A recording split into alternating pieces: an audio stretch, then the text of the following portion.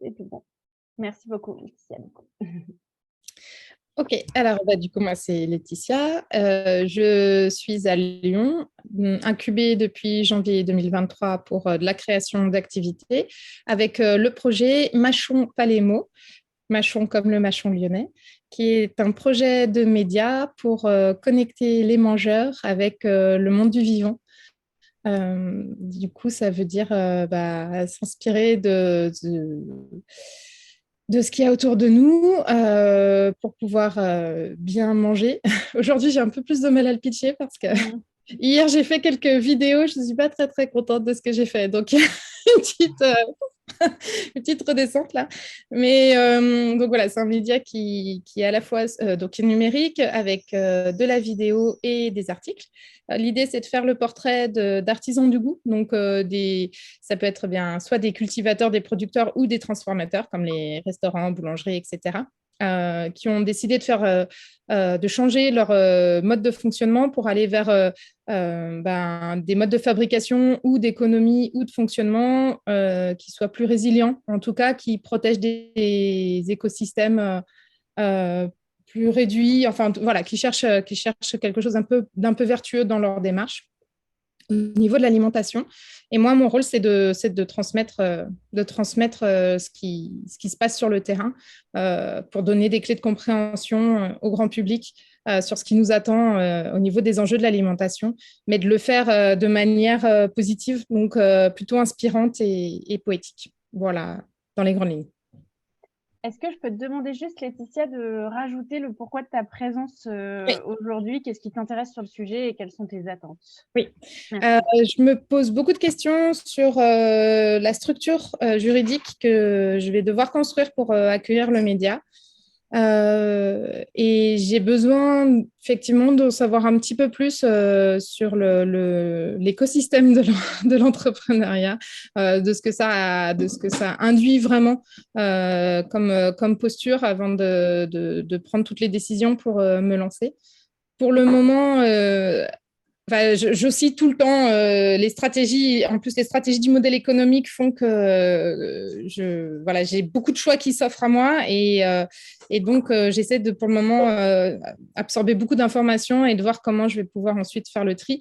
Ce qui se dégage, en tout cas, de ce qu'il y a de plus commun, on est soit dans une association, soit dans une SAS. La SAS qui est quand même le plus courant. Mais étant donné que je ne suis pas sûre de demander de la publicité, l'association peut être un modèle qui soit plus intéressant pour moi pour aller chercher du mécénat ou de la fondation ou ce genre de choses. Voilà à peu près dans les grandes lignes, sachant que si je vais sur une asso, dans l'idéal, ce sera de la faire évoluer d'ici quelques années vers une SKIC. Voilà. Donc, les portes sont encore, les chemins sont encore devant moi, quoi. Voilà. Merci beaucoup, Laetitia. Lydie, est-ce que je peux te laisser Oui, prendre le relais? oui. Merci. Pareil, vous m'entendez bien? Très bien. Oui. Alors, moi, c'est Lydie. Donc, je suis sur Meximieux, incubée comme Laetitia depuis janvier, mais sur Bourg, avec Pascal Delpino-Louche. Moi, je porte le projet d'ouvrir une maison ressources en santé mentale non médicalisée. Le but, c'est d'accueillir des personnes qui sont en souffrance psychique, telles que la dépression légère ou modérée, le burn-out, l'épuisement, le stress, etc. Et de leur proposer des journées d'accueil qui soient hors cadre médical, en complément de ce qui existe en parcours de soins actuel. Si quelqu'un sort de l'hôpital psychiatrique, par exemple, et qui a besoin d'un suivi, plutôt que d'aller dans un hôpital de jour, il peut venir à la maison et puis dans un cadre bienveillant, chaleureux, vraiment qui soit hors blouse blanche, tout ce qu'on peut voir, mais vraiment de pouvoir prendre des temps pour être écouté, donc des temps thérapeutiques, soit individuels ou en groupe, et ou en groupe, des ateliers créatifs, tournés autour de l'art-thérapie, autour de l'éveil corporel, autour de la nature, parce que cette maison, je la veux en rural et entourée de verdure, parce que la nature, ça a un impact puissant sur le moral. Donc voilà. j'ai avancé au niveau de la structure juridique pour dire qu'aujourd'hui, je voudrais démarrer l'activité en association. Donc, je me suis dit, en attendant d'avoir la maison, je peux tout à fait proposer ces journées en louant des lieux à droite ou à gauche et proposer la journée. Donc, démarrer sur une asso pour, à un moment donné, évoluer sur une SPIC. Et aujourd'hui, donc ça me semblait intéressant de venir. Alors, c'est mon premier petit des jeudis, je sais comment on dit. C'est bien ça. Merci du rappel, parce que c'est vrai que j'avais zappé qu'il y avait ces ateliers-là, mais du coup, c'était intéressant de venir aujourd'hui pour voir, comme Laetitia, selon la décision qu'on prend, ben, comment est-ce que nous, dirigeants, on est protégés, parce que c'est vrai que c'est important de... c'est quoi qui nous attend au niveau de notre protection sociale. C'est vrai que ça a pas mal d'impact. Et effectivement, c'est de dire ben, comment j'oriente ma décision de structure juridique derrière cela. Donc, merci de ce que vous allez nous apporter. Merci Lydie pour la présentation. Virginie, est-ce que je peux vous laisser vous présenter et du coup, si c'est OK, qu'il n'y a pas de questions en direction de Laetitia et de Lydie, d'enchaîner sur la présentation? Oui. Donc, bonjour à toutes. Donc, moi, je m'appelle Virginie Agrin. Je travaille pour le groupe AG2R La Mondiale depuis quasiment 10 ans. Le groupe AG2R La Mondiale, on est un groupe de protection sociale où on intervient dans la protection sociale du chef d'entreprise, salariés, enfin voilà, les employeurs de manière générale. Et donc, la protection sociale au sens large, on le verra un petit peu après, mais c'est vraiment tout le mécanisme de la couverture de la personne. D'accord. Tout à l'heure, on parlait un petit peu structure, statut. C'est ce qu'on va voir un petit peu aujourd'hui. Et dans notre démarche, l'objectif, c'est de réaliser votre audit de protection sociale pour pouvoir faire vraiment une photographie de votre situation actuelle. En prenant en compte ce qu'il y a effectivement, par exemple, votre carrière passée notamment, et voir un petit peu vers quel statut on peut tendre et qu'est-ce que ça implique en termes de protection. Qu'est-ce que ça implique d'avoir un statut associatif, d'avoir un statut SAS, d'être en micro, enfin voilà, tous ces statuts sont abordés lors de l'audit et ça permet de savoir quel impact par rapport à notre couverture, quel impact ça engendre. Et après, comment on peut se couvrir parce qu'effectivement, quand on est en création, souvent, le plus important, c'est de se couvrir soi. Parce que si effectivement, il nous arrive quelque chose, le but, c'est qu'il y a un relais au moins financier déjà dans un premier temps. Donc, on va voir un petit peu tous ces mécanismes. Et moi, je suis basée à Saint-Étienne. Et après, on a une agence à Saint-Étienne et à Lyon. Et nous, on a pour habitude de se déplacer ou de faire des réunions comme on fait aujourd'hui en visio, par exemple. Et voilà, on a pour habitude de se déplacer. Donc, moi, je vais vous présenter un petit peu le régime social du chef d'entreprise au sens large. D'accord. On ne peut pas tout voir en une matinée, mais enfin, du moins, en un petit déjeudi. Mais par contre, ça va permettre effectivement d'axer un petit peu. Et après, moi, je serai à disposition si vous souhaitez réaliser votre audit pour vraiment faire du cas par cas et voir par rapport à vos objectifs comment vous êtes couverte si vous prenez tel statut et comment il faut vous couvrir par rapport à vos espérances, par rapport à vos projections de revenus. Je ne sais pas si vous êtes déjà accompagné par des cabinets comptables ou pas encore, mais voilà. Toute cette réflexion-là, moi, je vais vous l'apporter et le but, c'est de vous aider au mieux dans cette création, de par le choix du statut, de par le choix du régime social et de voir comment vous allez pouvoir être couverte derrière.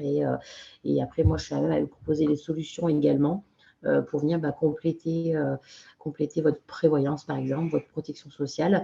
Il faut savoir que le groupe AG2R La Mondiale accompagne les créateurs, et c'est pourquoi je suis là aujourd'hui, parce qu'on accompagne les créateurs pour les aider aussi à se lancer et qu'on va avoir effectivement des accompagnements, même en termes de tarifs, par exemple, sur de la prévoyance, pour vous permettre de vous couvrir au mieux, même d'avoir un tarif allégé. C'est quand on commence, souvent, on n'a pas forcément trop de finances et c'est pour ça qu'on est dans l'accompagnement. Voilà. Merci beaucoup Virginie. Alors on accueille Jessie. Je ne sais pas comment est-ce qu'il faut le prononcer. Jessie. Jessie, super. Désolée pour le retard. Pas de souci. Alors, du coup, je recontextualise un tout petit peu. On en était au tour de table de présentation. Laetitia et Lydie se sont présentées et ont présenté le projet qu'elles développent actuellement. Virginie s'est présentée et nous a présenté le programme du matin. Je vais vous laisser faire de même sur la présentation si vous en êtes d'accord. Alors, en règle générale, je dis tu, mais des fois, je dis vous. Alors, est-ce que... Oui, ça me va très bien. Mais du coup, bah voilà, qui vous êtes, où est-ce que vous êtes situé et où le projet, enfin quel est le projet et où est-ce que vous souhaitez le développer si c'est pas un projet qui est déjà créé. Voilà. Ok. Du coup, je suis Jessie, je suis cofondatrice de l'Atelier des Nouveaux Designs. Donc, c'est une association qui est basée dans le 2e à Lyon et qui gère un tiers-lieu dédié à l'upcycling et au faire soi-même. Ça fait 3 ans qu'on a ouvert. On a une boutique de créateurs, un atelier partagé, une matériothèque. Et notre défi un peu du moment, c'est de recruter nos premiers salariés. Du coup, voilà, on essaie de se renseigner sur tout ce qu'il y a à voir avec ce recrutement, que ce soit sur le côté contrat, mais aussi protection sociale, enfin tout. Et du coup, tu as été accompagnée par Onampia dans quel cadre de quel programme et à quel moment? Du coup, là, en ce moment, on est accompagné depuis le mois de mars, il me semble, dans le programme Les Boucles, Ok, sur la phase développement, du coup, justement, Ok. du projet. super. Est-ce que c'est clair pour tout le monde? Enfin, je profite juste de faire une petite parenthèse parce qu'on connaît souvent Onampia sur le côté incubation, donc créa. Mais on développe aussi un certain nombre de programmes qui sont soit sectoriels, donc en l'occurrence les boucles, l'économie circulaire, soit plutôt plus généralistes, mais sur des territoires particuliers ou sur des secteurs particuliers. Donc voilà, je profitais de cette présentation de Jessie pour le préciser, parce que c'est souvent pas quelque chose qu'on sait et qu'on peut garder en tête pour la suite de vie des structures. On peut être accompagné plusieurs fois chez Onampia au fil de la vie de sa structure ou de son projet. Voilà. Du coup, Virginie, si tu veux, pardon, le dis-tu, comment... Oui, il n'y a pas de souci. Voilà. Merci. Donc, je peux faire un partage d'écran? Normalement, ça fonctionne, oui. Ouais, non, mais je pense que ça sera pas mal parce qu'au moins vous verrez en même temps ce que je vous dis. Ça sera Ouais, plutôt bien. Hop. Je Bah, profite de j'arrive. la pause technique pour te dire, Jessie, que c'est enregistré et que du coup, je recueillerai à nouveau votre accord à la fin du temps pour savoir si c'est OK pour vous qu'on le mette en ligne à destination de la communauté pour les personnes qui ne se seraient pas inscrites et qui voudraient voir le replay de cette session. Voilà. OK. Merci. Est-ce que ça marche, Virginie? Alors, je fais partager. Je pense que oui. D'habitude, ça Fenêtre, écran fonctionne. complet. Mais je ne peux pas faire partager. Le petit Ah, bouton mince. bleu, il reste. Alors, option partage. Non, normalement, c'est possible pour vous de le faire. Parce que quand je le prends, je vais faire comme ça. Hop. Il est où? Ah oui, de toute façon, je suis sur quoi là? La fenêtre. Ah voilà, c'est bon. J'arrive. Ouais, super. Vous me dites si vous voyez. Ça fonctionne. C'est bon? C'est tout bon. Bon, parfait. Parce que moi, du coup, je ne vous vois plus. Donc, vous me dites. Bon, donc voilà. Je vais vous représenter un petit peu le groupe AG2R La Mondiale. Donc, le groupe, on est un groupe de protection sociale. On intervient sur 4 principaux domaines qui sont la prévoyance, la retraite, l'épargne et la santé. On est présent, voilà, on est assez présent, on va dire, sur le territoire. Et on va intervenir justement pour, par exemple, les prévoyances, que ce soit collectives ou individuelles, quel que soit le statut. Idem pour la mutuelle. On parlait juste à l'instant de possibles recrutements, mais effectivement, il y a des obligations en tant qu'employeur aujourd'hui lorsqu'on recrute, et notamment de proposer la mutuelle et la prévoyance à son salarié. Donc ça, on le verra un petit peu après. Donc, la protection sociale du chef d'entreprise selon son statut. Donc là, je vous ai remis une petite définition de la protection sociale. C'est juste pour resituer un petit peu. On est bien sur un ensemble de mécanismes prévoyance qui permettent aux individus et aux ménages de faire face financièrement aux conséquences des risques sociaux et aux situations pouvant provoquer une baisse de ressources ou une hausse des dépenses. Là, on a effectivement l'exemple vieillesse, maladie, invalidité. C'est-à-dire que si demain, il y a un arrêt de travail, si demain, il y a une invalidité, s'il y a un décès, s'il y a quelque chose, comment ça se passe, comment ma famille derrière gère tout ça, ou alors comment mon associé, si j'en ai un, ou mon entreprise, comment faire face s'il y a un arrêt de travail. Et ça, on va le voir.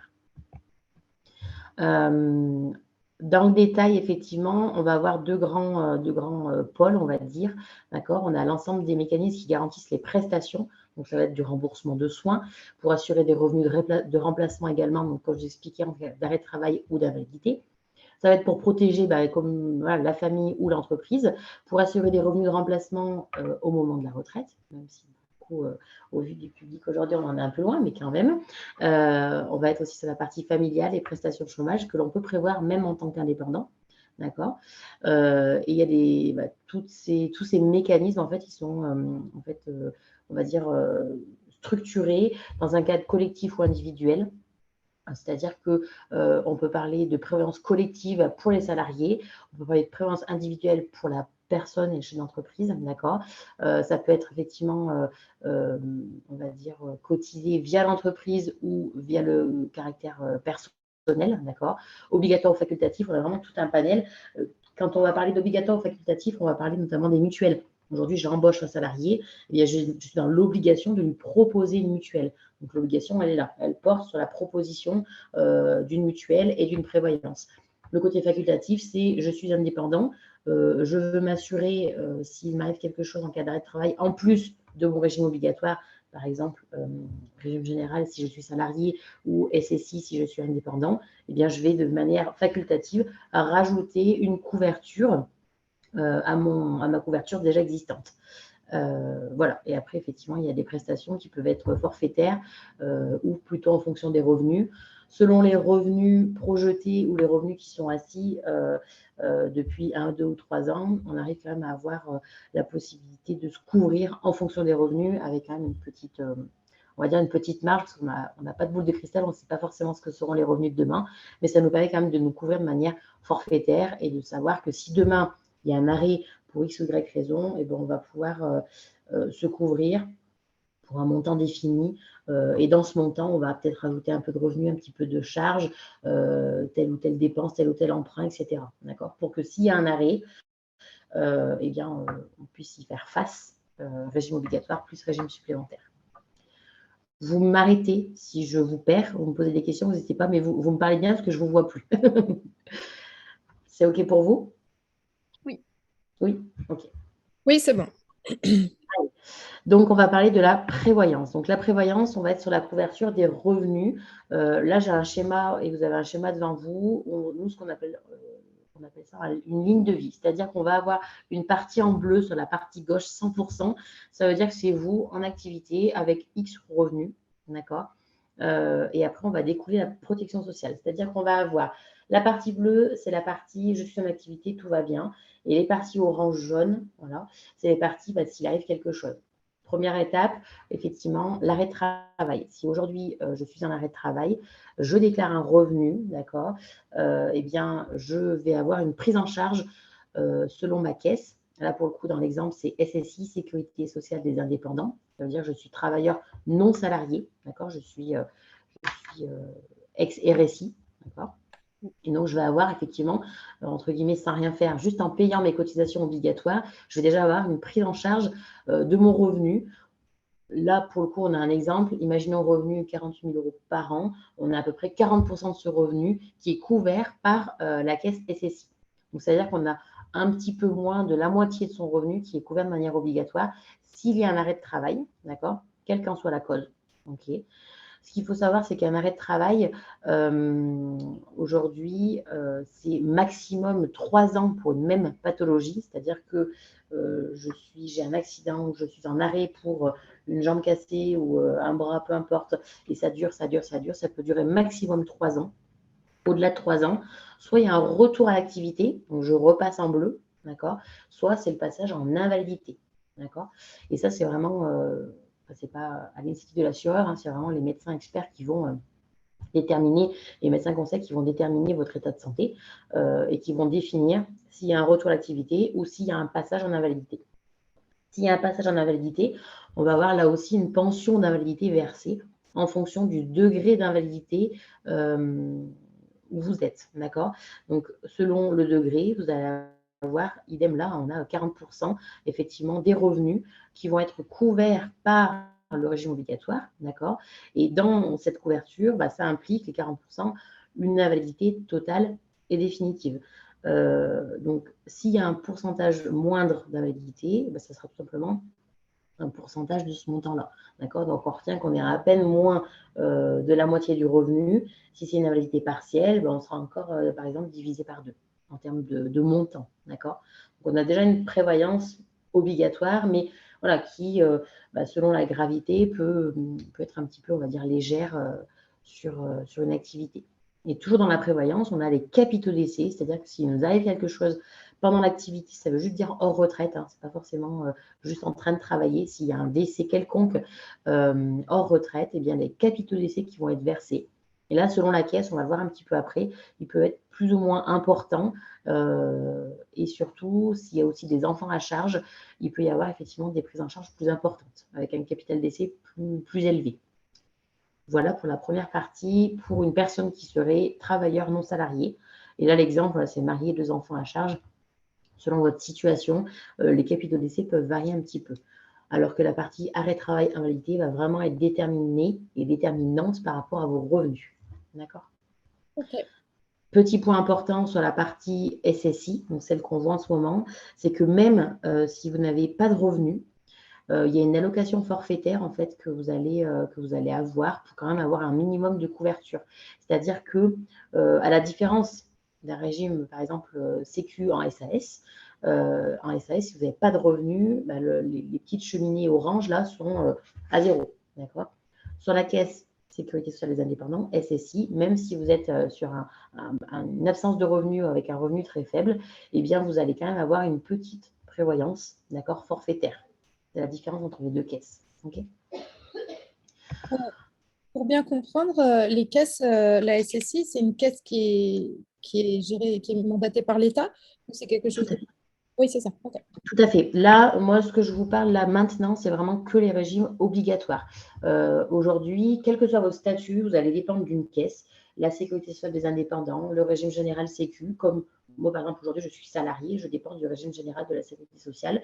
Je suis salarié, mon employeur me fournit une fiche de paye avec des taux de cotisation, des choses qu'il paye, que moi je paye, et ça me permet d'avoir un salaire. D'accord? À la SSI, c'est la caisse des indépendants. Par exemple, je suis commerçant, je dépends. Je ne sais pas si Jessie, vous avez quel statut vous aujourd'hui? Alors, moi aujourd'hui, en fait, je suis auto-entrepreneur. D'accord. Parce que en fait, j'ai 2 casquettes. J'ai la casquette je suis créatrice artisan à mon compte. Oui. Je fais des accessoires revalorisés et des animations. Et en Oui. parallèle, du coup, je suis bénévole pour l'association. D'accord. Et du coup, justement, j'allais demander, je ne sais même pas à quelle caisse j'appartiens. En fait, je crois Eh que c'est bien, si vous me dites créatrice artisan, à mon avis, vous êtes à la caisse SSI. D'accord. Ok. Ça se vérifie facilement, hein, voilà. Mais effectivement, à mon avis, vous êtes considéré comme travailleur non salarié. D'accord. D'accord. Merci. La caisse dans laquelle on cotise, elle est déterminée par la structure que l'on choisit. Souvent, quand je suis en association, je peux dépendre du régime général Sécu, donc je suis considérée comme salariée, d'accord? Mais ce n'est pas forcément le cas. C'est la partie un peu complexe de la structure, c'est que si surtout en association, je peux être effectivement président d'association ou je peux avoir un autre rôle ou même bénévole et je peux avoir aussi une fiche de paye. Sur la partie SSI, souvent, je n'ai pas de fiche de paye en tant que telle. Je me verse effectivement un revenu, mais tous les mois, je n'ai pas une fiche de paye qui me dit j'ai tel montant. D'accord? On va parler plutôt de tableau de charge. C'est ce que je vous ai mis juste après. Là, en fait, c'est comme si c'était une fiche de paye, mais comme je suis travailleur en salarié SSI, on ne parle pas de fiche de paye. D'accord? Et par contre, on va retrouver les mêmes éléments qu'une personne salariée avec une fiche de paye. C'est-à-dire qu'on va retrouver l'assurance maladie, les indemnités journalières, allocation familiale, la prévoyance, l'assurance vieillesse, c'est la partie retraite, d'accord? On va tout retrouver avec des taux de cotisation qui sont relativement proches, quelle que soit la caisse. attention, je dis bien relativement proches, d'accord. Ils sont assez similaires, surtout entre la caisse SSI et régime général.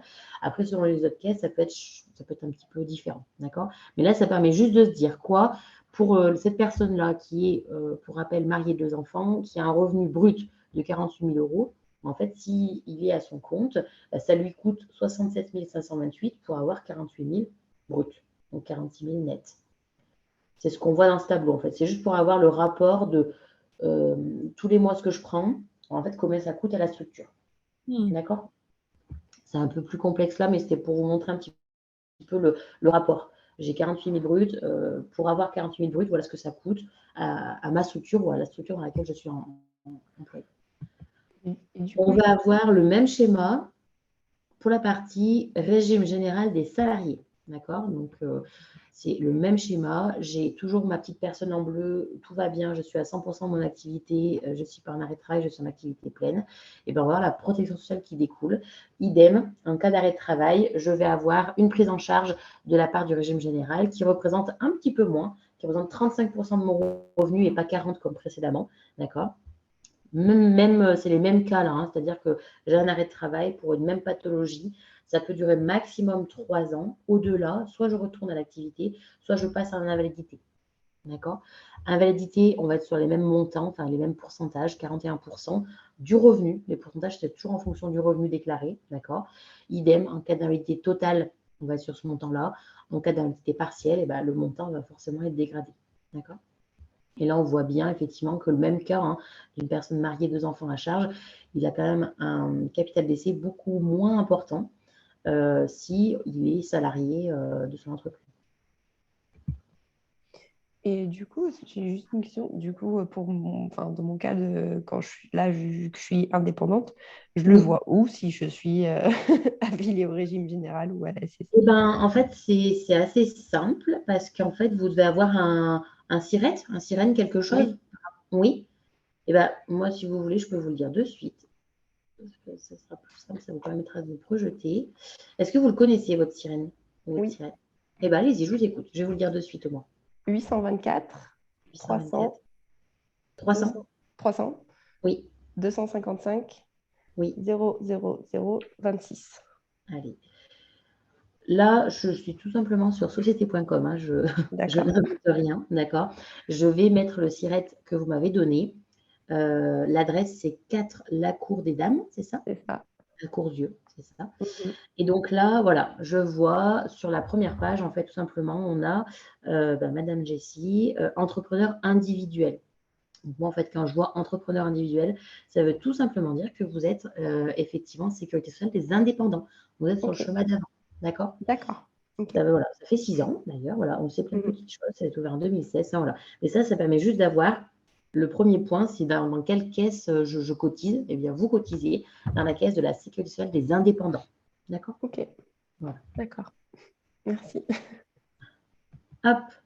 On va avoir le même schéma, mais là, pour le coup, on va parler, c'est un tableau de charge, mais c'est comme une fiche de paye reconstituée, de la même manière que précédemment. On se rend compte de quoi? Avec que, juste pour parler des chiffres, sans rentrer dans le détail, tout à l'heure, on avait 48 000 bruts, ça nous donnait 46 000 nets. Là, pour avoir un net presque équivalent à 49, d'accord? On se rend compte que le coût global, pour le coup, là, il est beaucoup plus important que tout à l'heure, d'accord? On avait à peu près 67 000 de coûts pour un revenu net de 46. Et là, en tant que salarié de mon entreprise, d'accord, ça me coûte 83 pour avoir à peu près 49. Donc, à peu près pareil.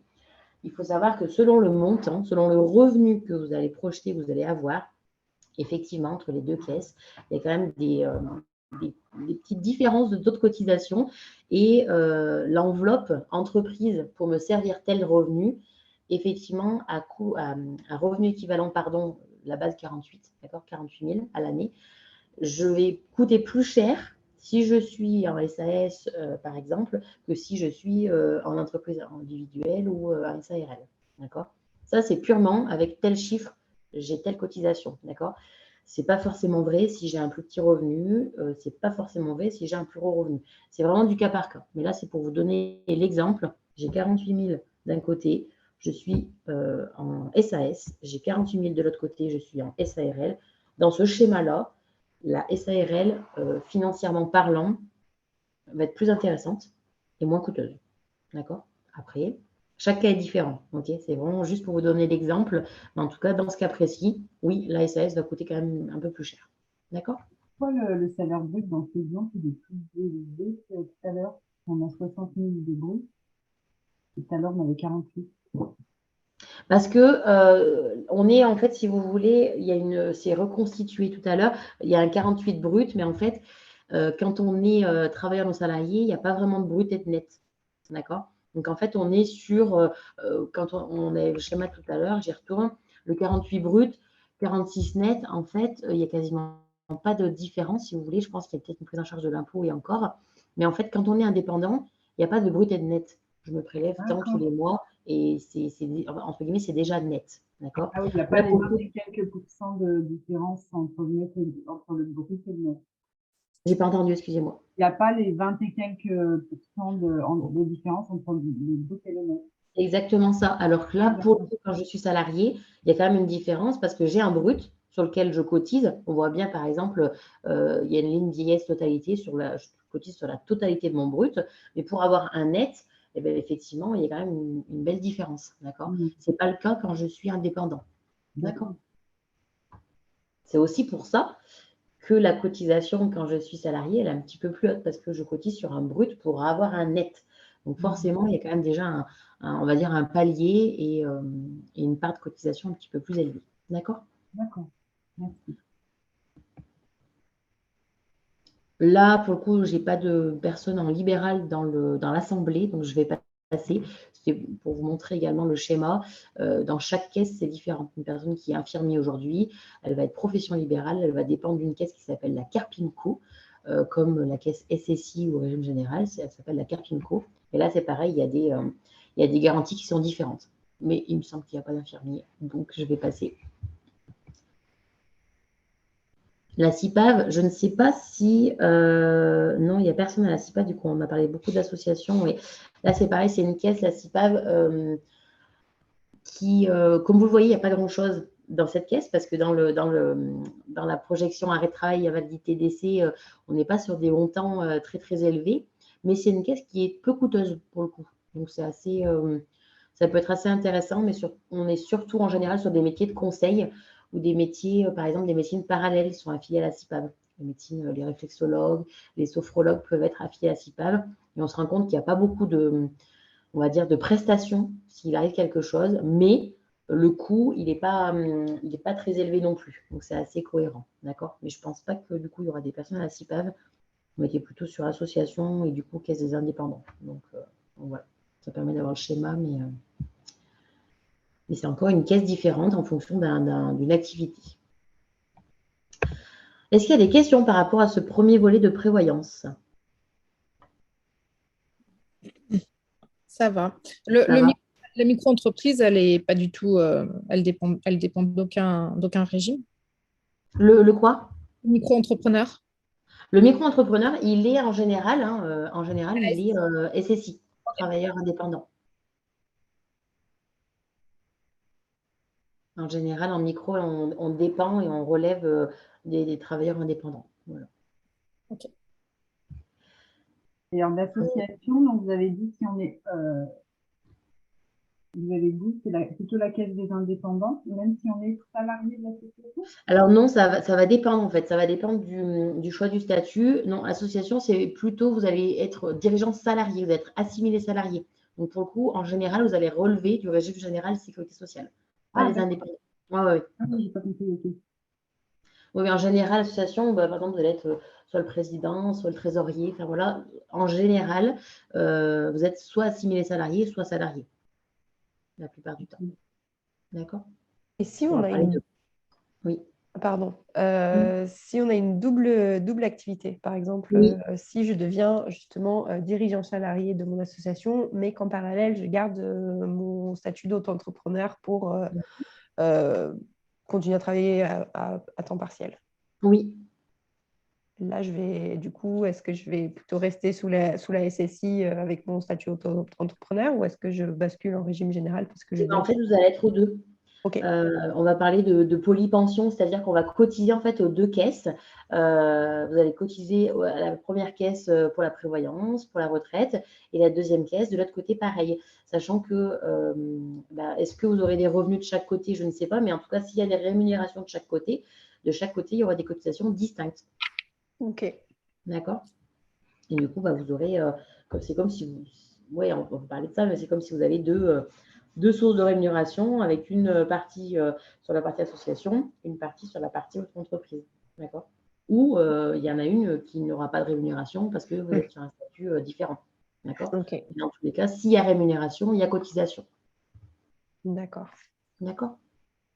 Ok. On va faire un petit point sur la partie retraite. Bon, c'est loin, hein, du coup, je n'ai pas vos âges, mais je pense qu'on est un petit peu loin, mais ce n'est pas grave. Là, je vous ai remis un schéma juste pour vous donner une idée par rapport aux différentes caisses. Je vois qu'il y a 2 fois 6 pages, mais ce n'est pas grave. Par rapport aux différentes caisses, comme on l'a vu juste avant, selon les tableaux de charge, il y a des cotisations qui sont plus ou moins équivalentes ou plus ou moins différentes. Et ça permet à garantie équivalent d'avoir un certain revenu au moment de la retraite.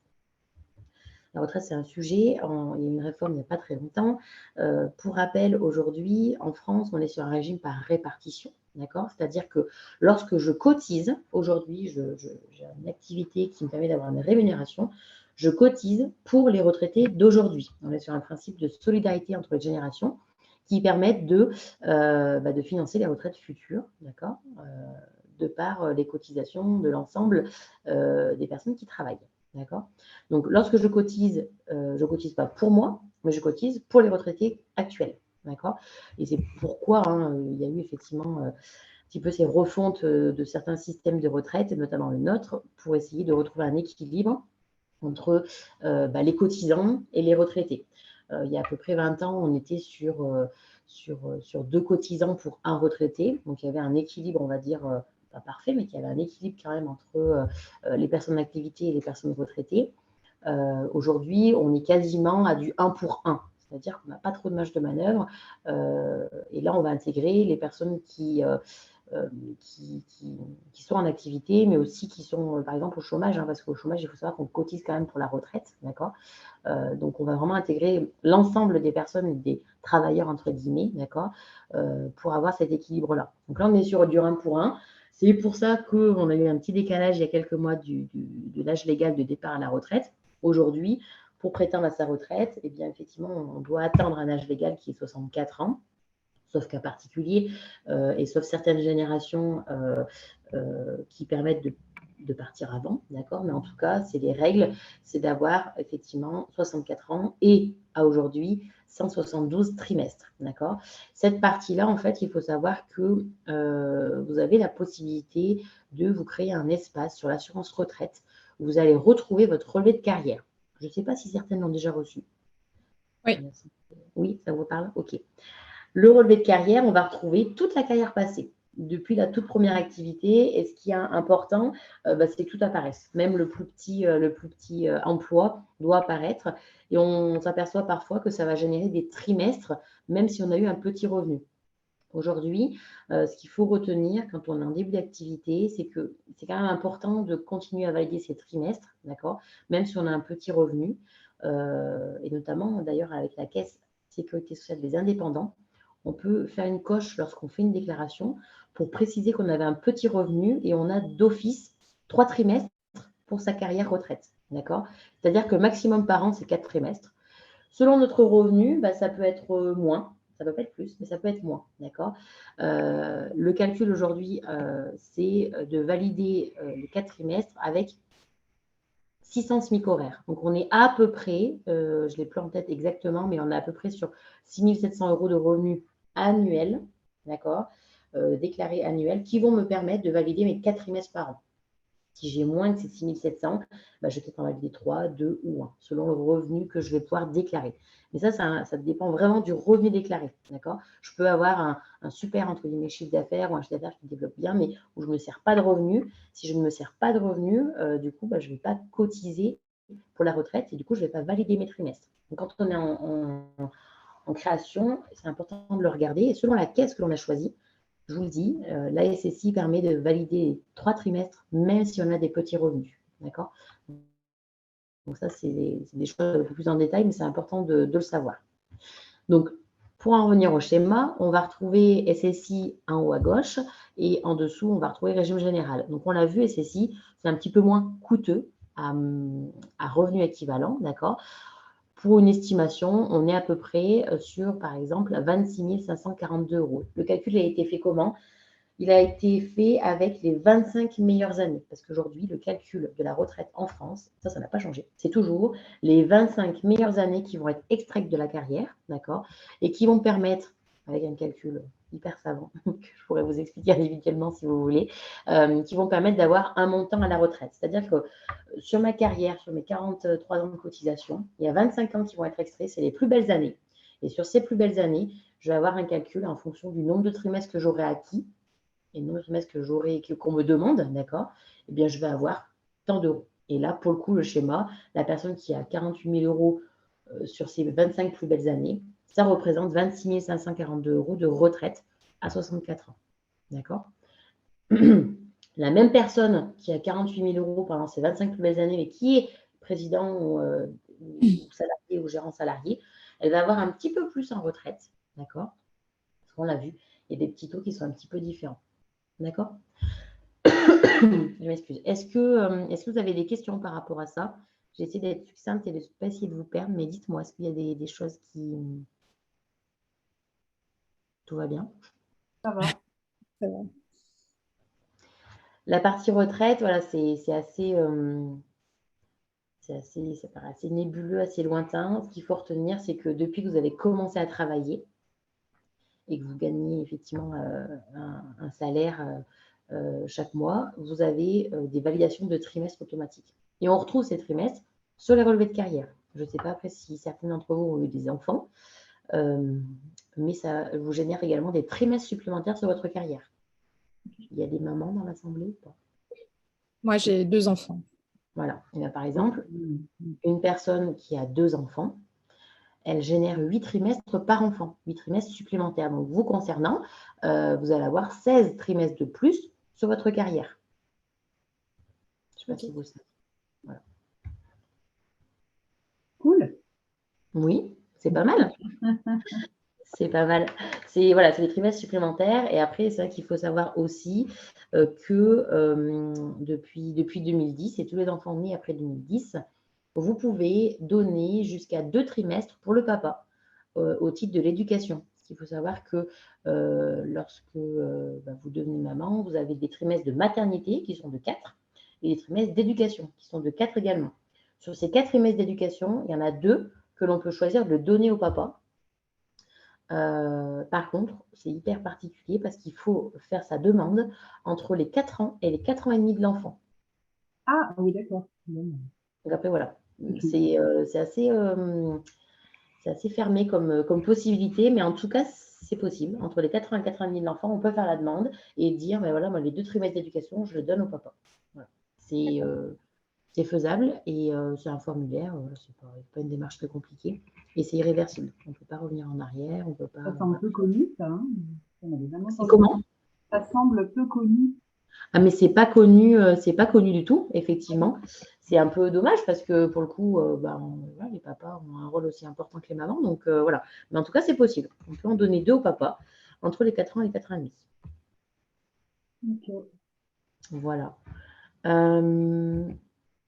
Voilà, là, j'avais refait un petit schéma par rapport au montant de cotisation. Le premier étant le dirigeant salarié, le deuxième étant le travailleur non salarié SSI, avec les écarts effectivement de cotisation, mais ça, on l'a vu un petit peu précédemment, c'est un peu plus parlant dans notre schéma. Voilà. Ok, merci. J'ai fait le tour, j'espère que je ne vous ai pas perdu parce que c'est un peu compliqué de vous donner toutes ces infos comme ça. En tout cas, retenez que lorsque vous mettez à votre compte ou que vous avez tel ou tel statut, vous cotisez à une caisse qui vous permet d'avoir des prestations. Vous avez des cotisations de toute façon, d'accord? Ces prestations sont à telle hauteur. Après, ce qui est important de déterminer, c'est est-ce que c'est suffisant, est-ce que ça ne l'est pas, d'accord? Et après, le jour où j'ai des salariés, le cas par exemple de Jessie qui est peut-être en recrutement pour bientôt, il y a des obligations en tant qu'employeur de proposer la mutuelle, de mettre en place la prévoyance et vous allez aussi cotiser pour votre salarié pour la retraite. C'est des choses qui vont se faire le jour où il y a le premier salarié. Et après, effectivement, vous avez un peu la main, hein, parce que, par exemple, notamment par rapport à la mutuelle, vous le proposez, le salarié en question peut, s'il est jeune, peut être encore affilié avec ses parents. Si c'est un contrat, par exemple, CDD, il peut aussi refuser. Enfin, voilà, mais en tout cas, il y a quand même un certain formalisme autour de tout ça. Et voilà. Mais après, de toute façon, vous dépendez d'une caisse, vous. Après, le salarié dépend forcément de la caisse régime général. D'accord. Et après, il y a toute on va dire, la protection classique d'un salarié, comme on a pu le voir un petit peu avant, qui se met en place. Mais après, voilà, ce qu'il faut bien retenir, c'est qu'en tant qu'employeur, on a quand même des formalismes, des choses à mettre en place et à présenter à son salarié pour qu'il soit le mieux couvert possible. D'accord. Ce qui n'est pas forcément le cas pour l'indépendant ou pour le président salarié, parce que pour lui, c'est lui qui va se faire sa propre protection sociale. Alors, quand je suis salarié, c'est vrai que j'entre dans une entreprise, on va me proposer la mutuelle, on va me dire que je suis couvert à 100% de mes revenus s'il y a un arrêt de travail, etc. Pour le chef d'entreprise, ce n'est pas toujours le cas parce que lui, il a le socle obligatoire, mais pas forcément au-delà, alors que pour moi, c'est la partie la plus importante. Voilà. Merci beaucoup, Virginie. Est-ce que Laetitia, Lydie et Jessie, vous avez des questions par rapport à un de ces points ou plus général sur le sujet? Moi, juste une petite précision pour être sûr d'avoir comprise. Si on est dirigeant assimilé salarié, donc on dépend du régime général. Tout à fait. C'est clair. Ok.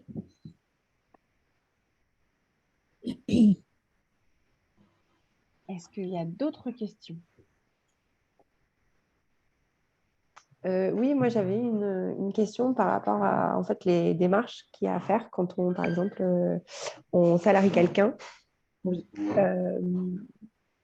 Comment on fait justement pour faire qu'il soit bien couvert par le régime est-ce que ça se fait automatiquement quand on déclare un contrat de travail? Comment ça se passe? Lorsque vous avez un cabinet comptable qui vous suit? Non. Non, ok. Lorsque vous avez une embauche, d'accord, vous allez donc mettre en place un contrat de travail, d'accord. La personne, vous allez déterminer tous les éléments en lien avec le contrat de travail, les horaires, le salaire, etc.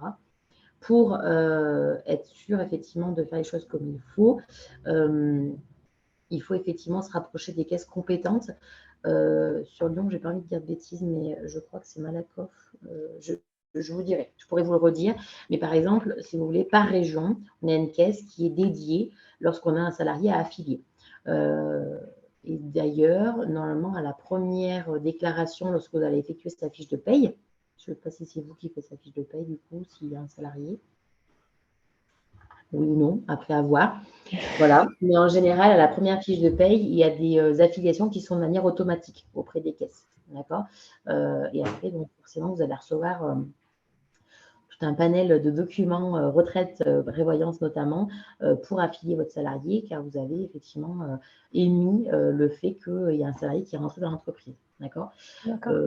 Après, ça peut être bien, je ne sais pas, mais de vous faire accompagner d'un cabinet comptable, parce que cette partie-là, si vous voulez, ils vont vous faire vos fiches de paye, certes, mais aussi ils vont vous mettre en relation justement avec ces organismes en général. D'accord. Après, c'est des choses que vous pouvez faire vous. Vous n'êtes pas obligé d'avoir un cabinet comptable, mais dans le côté pratique et conseil, on va dire que c'est plutôt bien, parce que dans la fiche de paye, il va falloir noter effectivement l'organisme rattaché, d'accord, avec les taux de cotisation, etc. Et on ne va pas se mentir, c'est clairement leur travail, d'accord. Donc c'est vrai que c'est plutôt bien d'avoir un conseil sur qui s'appuyer, d'accord, pour que derrière les choses soient carrées et bien faites, que les fiches de paye soient émises en temps et en heure et que les taux de cotisation soient bien rattachés à un contrat dans tel ou tel organisme, d'accord. Voilà. Mais après, je vous dirai en détail sur Lyon. Je n'ai pas envie de dire de bêtises, il me semble que c'est Malakoff, mais j'ai pas. Je vous dirai une bêtise. La caisse, il y a des caisses qu'on appelle par défaut, c'est-à-dire qu'à la création, lorsqu'on va avoir une création ou un salarié, il y a des caisses par défaut qui sont automatiquement proposées et qui vous permettent d'avoir l'affiliation, entre guillemets, quasi automatique du salarié en question. Pour la partie mutuelle, pour autant, ça c'est vraiment un choix de votre part de vous affilier là où vous le souhaitez. D'accord. Vous pouvez dire moi, je peux vous faire une proposition pour un salarié, vous voulez telle garantie, telle cotisation, vous pouvez dire, bah, voilà, moi, je prends tel organisme, je propose à mon salarié, s'il veut, l'affiliation se passe, s'il ne veut pas, il y a un cas de dispense à mettre en place pour votre salarié. D'accord. Merci Virginie. Je suis en train de chercher le replay d'un webinaire qu'on avait fait sur le recrutement du premier salarié. Jessie, je t'enverrai le lien si ça t'intéresse. Je vous l'enverrai, je vous le mettrai d'ailleurs dans le mail récap. Comme ça, si jamais il y a des choses qui peuvent vous aider dans les contenus, ça pourrait être utile. Voilà. Est-ce qu'il y a d'autres questions? Pardon, j'ai cherché si j'avais d'autres choses sur le sujet. Est-ce qu'il y a d'autres questions sur le sujet? Moi, je vais oser une question intéressée, je suis désolée. Je sais que la G2R a une fondation qui propose, voilà, sur lesquelles on peut avoir des subventions. Est-ce que si on souscrit des assurances, des prévoyances, etc., chez AG2R, est-ce qu'il y a des, comment dire, Est-ce que vous avez accès à ce genre de subventions et propositions au niveau action sociale? Oui, tout à fait, oui, oui, bien sûr. Oui, on a tout un pôle action sociale que je n'ai pas développé là parce que ça prendrait la matinée pour tout vous expliquer, mais oui, on a un pôle action sociale qui permet effectivement d'avoir des subventions et des accompagnements purement action sociale et qui permettent de porter des projets, voilà, effectivement. D'accord. C'est possible. Je noterai, je vais vous faire passer effectivement une documentation si vous souhaitez là-dessus pour vous expliquer un petit peu les démarches. Oui, je veux bien. Les thématiques de prédilection, Virginie, sur les financements qui peuvent être alloués, c'est plutôt lesquels et du coup, il faut que ce soit l'objet de la structure ou est-ce que ça peut être l'objet du projet qui est présenté Alors, si je ne dis pas de bêtises, pour moi, ça peut être l'objet du projet. Voilà, je ne vais pas m'étaler plus parce que je ne maîtrise pas du tout cette partie-là. Mais par contre, oui, je sais qu'il y a des subventions. Enfin, je veux dire, on accompagne un certain nombre d'associations sur différents objectifs, différents projets, que ce soit financiers ou pour de la communication ou pour du développement de tel ou tel produit, par exemple. Mais effectivement, c'est assez large. C'est assez large. Voilà. Super. Merci beaucoup. Est-ce qu'il y a d'autres questions sur le sujet? Du coup, on aura vos coordonnées pour pouvoir vous demander des devis. Oui, bien sûr. Oui, oui. Dans le PowerPoint, il y avait mes coordonnées au début, mais là, bien sûr, après, je ne sais pas comment. Je vais envoyer un petit mail. Voilà. Mail et portable sans aucun souci. Et après, on peut soit se rencontrer, soit faire une visio pour un audit plus précis. Oui, bien sûr. Moi, je suis à disposition. Super.